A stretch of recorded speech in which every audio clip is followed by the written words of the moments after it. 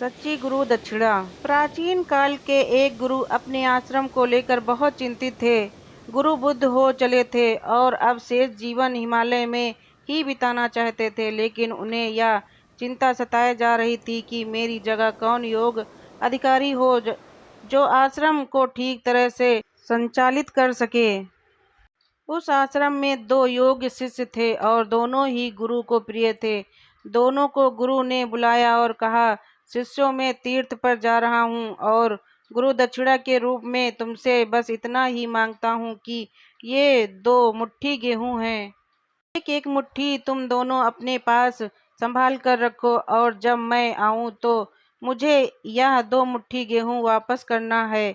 जो शिष्य मुझे अपने गेहूं सुरक्षित वापस कर देगा, मैं उसे ही उस गुरुकुल का गुरु नियुक्त करूंगा।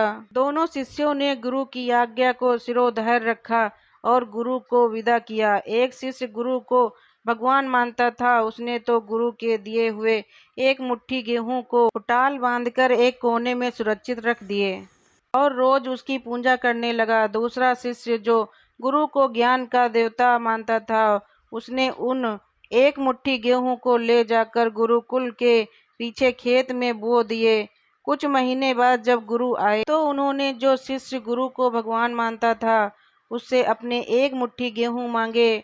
उस शिष्य ने गुरु को ले जाकर कोने में रखी गेहूं की पुटाल बताई, जिसकी वह रोज पूजा करता था। गुरु ने देखा कि उस पुटाल के गेहूं सड़ चुके हैं और अब वे किसी काम के नहीं रहे। तब गुरु ने उस शिष्य को, जो गुरु को ज्ञान का देवता मानता था, उससे अपने गेहूं दिखाने के लिए कहा। उसने गुरु को आश्रम के पीछे ले जाकर कहा, गुरुदेव, ये लहलाती जो फसल देख रहे हैं, यही आपके 1 मुट्ठी गेहूं है और मुझे क्षमा करें कि जो गेहूं आप दे गए थे वही गेहूं मैं दे नहीं सकता। लहलाती फसल को देखकर गुरु का चित्त प्रसन्न हो गए और उन्होंने कहा, जो शिष्य गुरु के ज्ञान को फैलाता है, बांटता है, वही श्रेष्ठ उत्तराधिकारी होने का पात्र है।